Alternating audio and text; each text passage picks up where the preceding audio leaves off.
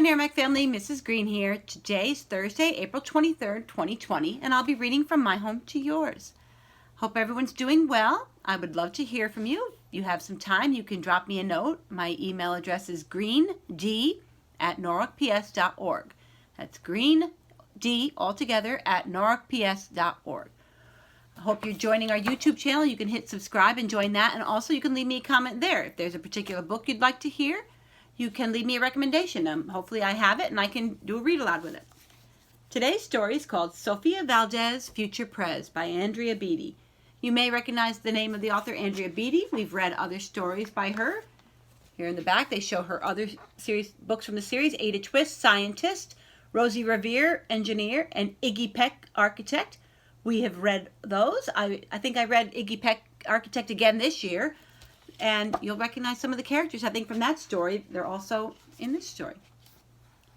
Sofia was a baby who got things done, helping her family before she turned 1. She and Abuelo went out every week to help elderly friends around Blue River Creek, who couldn't get out and about on their own, and with no place to gather, were stuck home alone. Breaking the leaves, taking pets for a walk, or just dropping by for a treat and a talk. Sofia Valdez did as much as she could for her family and friends and her whole neighborhood. A dreamer, a doer, a real-life go-getter. Most people liked good, but Sofia liked better.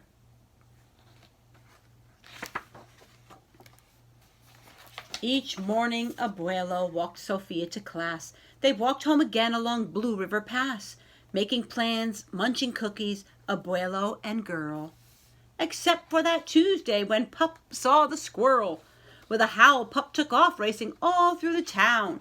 Over, under, beneath, and around. Sofia scrambled to try to keep up with the hollering man and the bellowing Pup.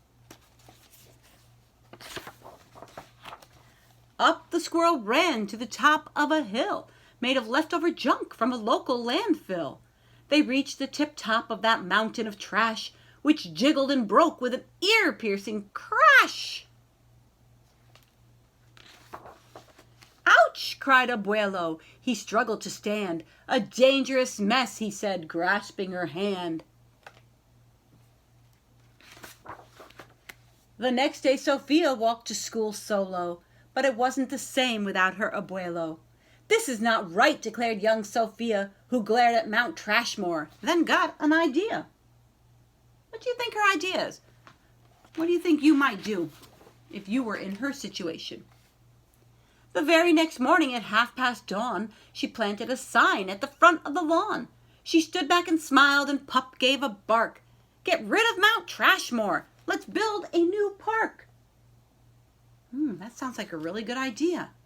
What do you think it takes to build a park in a town? What do you think it might take? What might she have to do?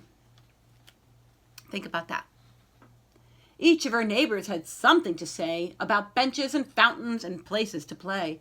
Meeting spots, gardens, a basket for bees, a rubber duck pond, and a kiosk for cheese.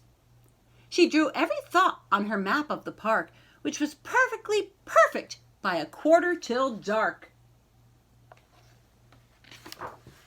She drifted to sleep in her soft, cozy bed. Then, bam! She woke up with a thought smacked in her head. Her heart skipped a beat as she realized each one of her neighbors had said, "Let me know when it's done." They all thought Sofia could build it alone. But how could one girl do so much on her own?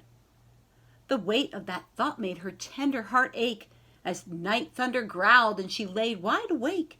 Then dawn brought a storm and a gloomy sky wept, and the heartsick Sofia finally slept. Abuelo baked cookies when Sofia got up. He gave her a bagful and sneaked one to Pup. He blinked back a tear as he hugged his Sofia. "For courage," he whispered, "Ti amo, mi vida." Sofia's knees wobbled. She felt weak inside. She looked at his ankle and quite nearly cried. Though she didn't feel brave or courageous at all, Sofia Valdez went to face City Hall.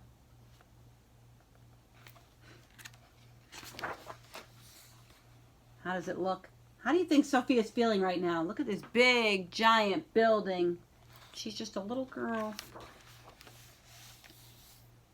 The mayor's office sent her to room 401, the Blue River Creek Department of Fun, which sent her downstairs to room 302, the office of duck ponds and cool things to do, to the office of monkeys, the Department of Cheese, the division of fountains and meetings and bees, then down to the basement so musty and cramped, where all the town's papers were sorted and stamped.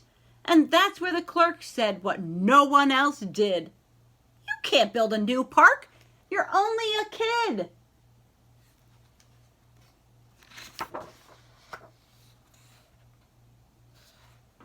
The words smacked Sofia deep down in her heart. Her plan was kiboshed before it could start. I think, said Sofia, I think that law's wrong. But her second grade voice didn't sound very strong. The clerk said clearly it cannot be done. Do you have any questions? Sofia said, one.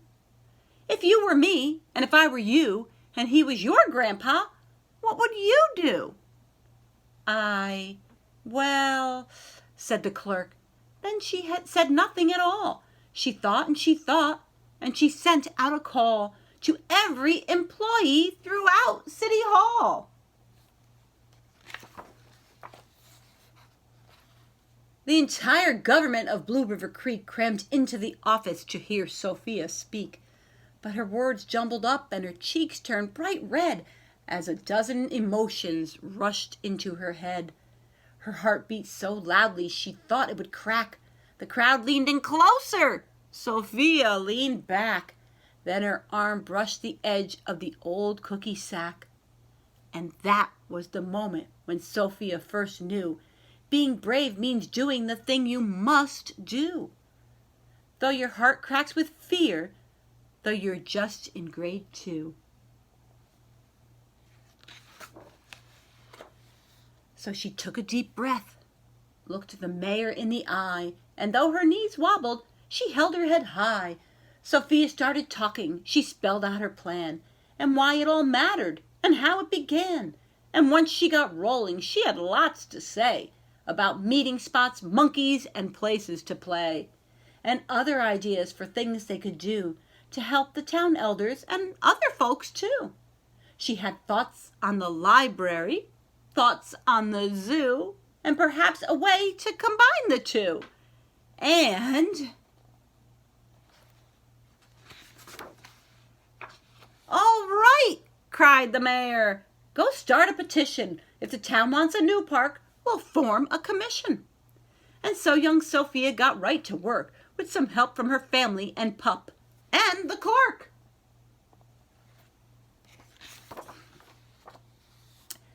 Then others joined in, not all, but a few, like Miss Lila Greer and the kids in grade 2. Remember Miss Lila Greer and her friends in grade 2?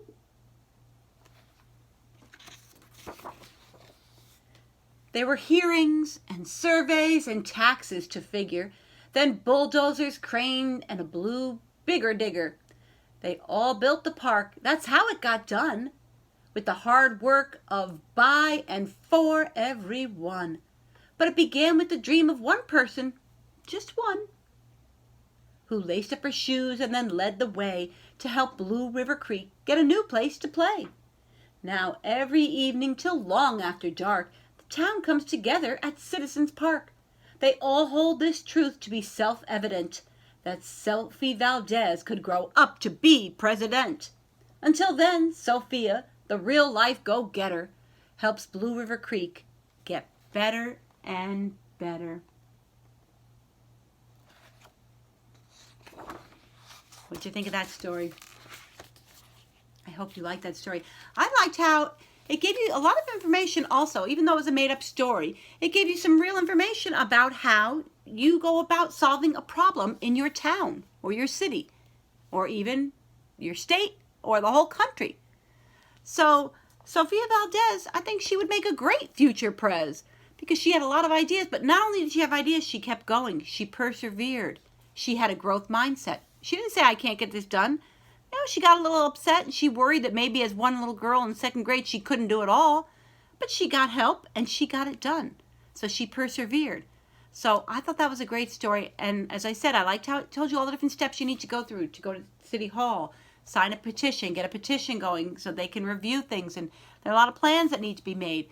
So I think this might be a great idea for us to start thinking about some kind of project we might want to do to help our town out. What could we do maybe to help out Norwalk? Maybe you could think of something that's bothering you or some problem that you think we have out there and start researching the idea and how you can solve the problem. It's a great way to use your brain. So I hope you think of some idea that maybe you would like to help solve a problem in Norwalk. Maybe you could write it to me. If you email me, you can write your ideas, and so I can know that you're listening to the story and you're thinking about it. And it'd be a great way to start some kind of project, maybe some PBL project we can work on in the future, or something we could do in the library next year. That would be great. Okay, so I hope you're all thinking. Hope you all have a great day, and I'll talk to you tomorrow. Bye.